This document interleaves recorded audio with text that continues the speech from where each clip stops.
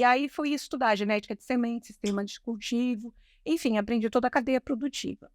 Quando eu voltei dessas viagens de aprendizado, eu já era de movimento feminista, já criava projetos com apoio de parlamentares que criavam as emendas para a gente, de fato, poder ajudar mulheres em estado de vulnerabilidade, principalmente em comunidades. Fizemos muitos trabalhos, inclusive aqui em Paraisópolis. E aí, quando eu voltei desse período de aprendizado, Rodrigo, eu me atentei para uma coisa que eu não tinha me atentado ainda. Mulheres em estado de vulnerabilidade, mães de crianças com necessidades especiais.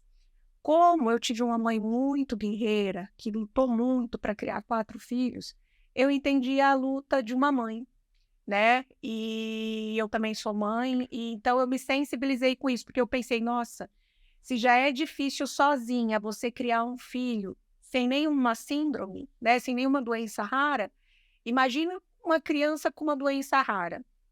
E aí eu decidi montar o Mães da Cannabis, para ajudar essas mães, para ajudar essas crianças. E aí ele foi se tornando uma grande referência no Brasil, e depois a gente também teve visibilidade e reconhecimento internacional. E aí eu transformei em instituto, né, e esse instituto, desde então, vem acolhendo essas mulheres, e também a gente acolhe não só mulheres, mas quem precisa da cannabis medicinal, quem tem dúvidas, a gente também esclarece. E agora a gente também está fazendo o acolhimento das gestantes, né, que descobrem, nesse período entre 20 e 25 semanas de gestação, que o bebê tem alguma síndrome. E assim, como são coisas do destino, né? Eu já tenho 2 filhas moças, uma de 25, outra de 20. Não pensava mais em ser mãe, veio a princesa Antonella.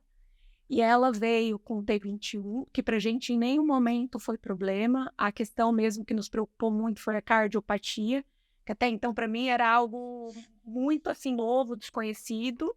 E eu vejo que ela veio para somar, né? Então eu até falo, ela escolheu o útero certo. Então agora a gente também está defendendo essa pauta do DAO, porque eu quero que não só a minha filha, mas que todos os bebês que estejam nascendo ou nas barrigas das gestantes tenham um futuro com menos preconceito, né?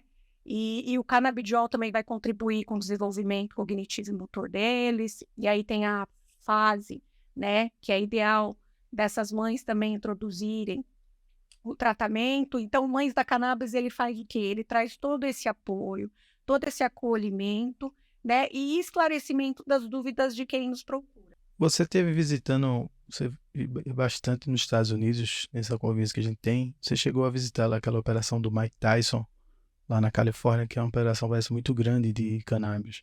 Sim, eu visitei, sim, lá em Las Vegas, é a Cooks, né, e também pude conhecer não só a estrutura dele, mas também o primeiro shopping, que é Planet 13, que foi o primeiro shopping de cannabis do mundo, né. Então lá você tem uma gama de vários produtos, né, é um espaço muito lindo, e inclusive tem a parte de restaurante também, então é assim, quem pode, né, viajar e ter essa vivência do universo da cannabis, pelo um outro ângulo, é muito interessante, porque a gente começa a entender que os países de primeiro mundo, né, já estão muito avançados, então e assim, não tem tanta diferença de tempo de uma legislação para outra, né. Então, por exemplo, você chega nos Estados Unidos, qualquer loja que você entre, desde a drogaria até o supermercado, você vai ter produtos, de cannabis diversos na prateleira, né.